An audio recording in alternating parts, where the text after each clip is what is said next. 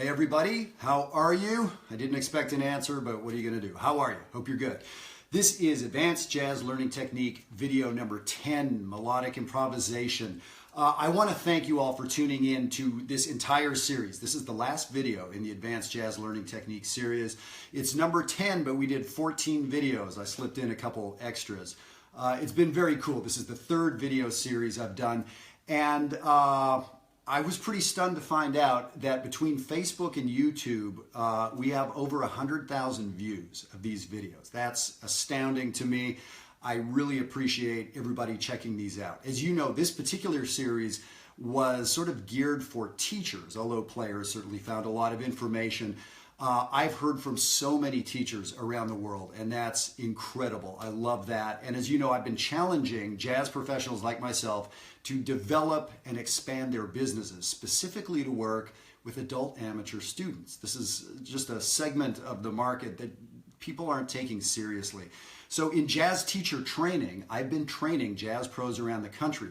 Today, I started with a guy in Philadelphia. So in 4 months from now, in September of 2017, Philadelphia is going to have something like this for the first time for adult students. I'm starting on Monday with a guy in Sarasota, Florida. Same deal. And New York City, and Bethesda, Maryland, and Washington, D.C. So this idea is spreading, and I'm just so thrilled about that. What I want to let you know is this series is ending. The next one starts next week. So we've got a fourth series starting. It's called Digging Deep. And what I want to do is take all these elements, these many practice ideas and pedagogical techniques, and start applying them to actual songs, real music. So you're going to want to tune into that. So thank you so much for being subscribed to Jeff Antoniuk Educator on YouTube. And that's where you can find all the past videos archived, and that's where the new ones are going to end up. So there we go. All right, let's jump into this idea of melodic improvisation.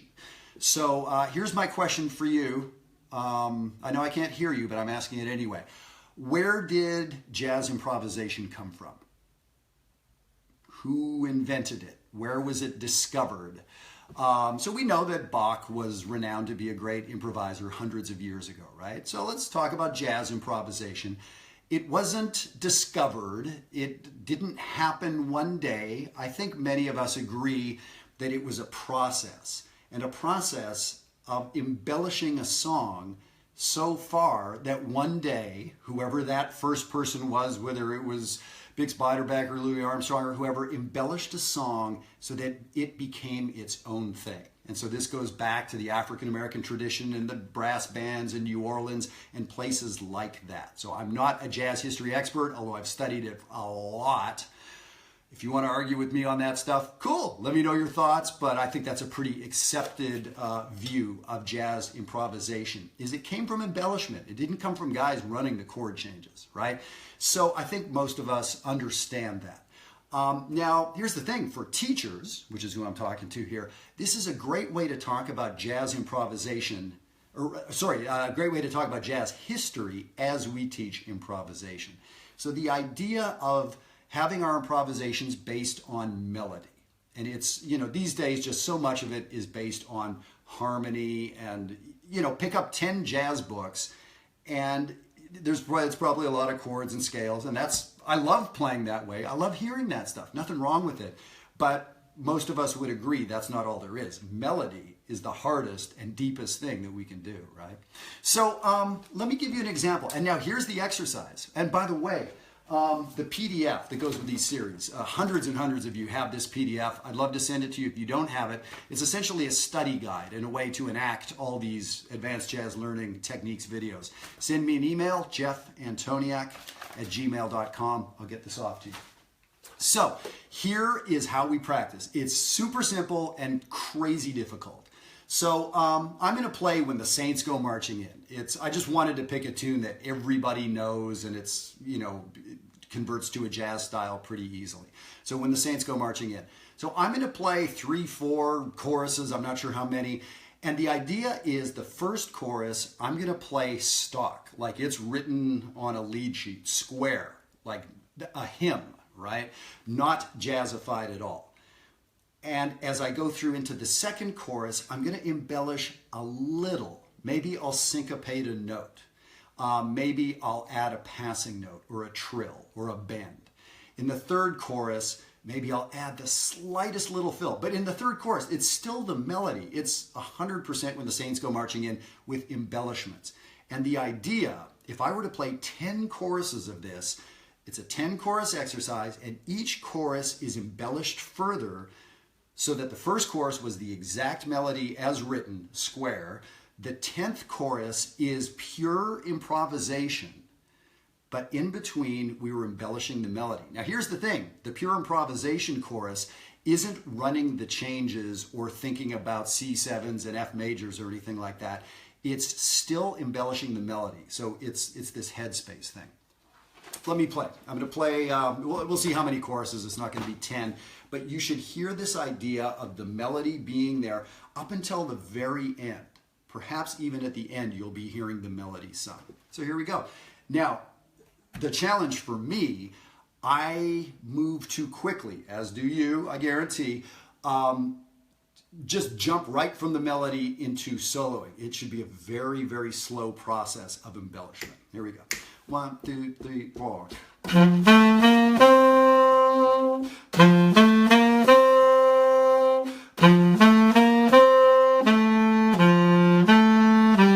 Embellish a bit. A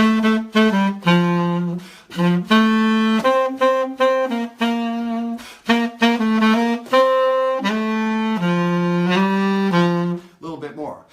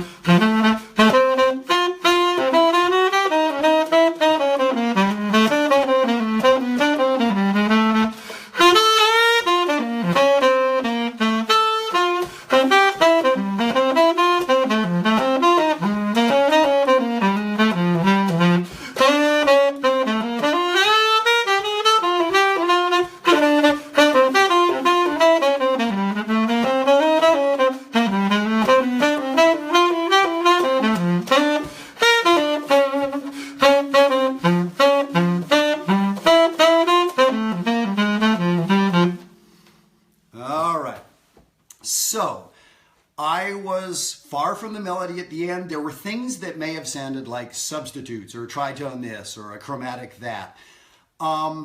Here's where you can cheat, and I suggest you don't. I did play some things outside the key that may have sounded harmonic, a substitute, something like that. I will say I was not thinking about the changes, and that's the way I like to play. I'm just wired to think about the changes. I really was thinking about the melody, and if I chose something, I was really thinking I want to play something against the melody here. I want to rub against the melody here, as opposed to I want to play a sharp 9 on the 5 chord here. So that's a way you can cheat. And the first 500 times I did this, I found myself thinking harmonically. I can't help it, right? But the idea is I want you to think melodically, developing. So now do this with all the things you are, or do it with All of Me, do it with other standard jazz tunes. It gets tricky when you start doing it with a bebop tune like whatever, Billy's Bounce or Confirmation or something like that. How do you develop or embellish a melody that has so many notes in it? Well, so here's the thing. You have to know the melody incredibly well. So that's something we'll probably get back to another time, maybe talking about embellishing a bebop melody like that. But I'd encourage you to try it.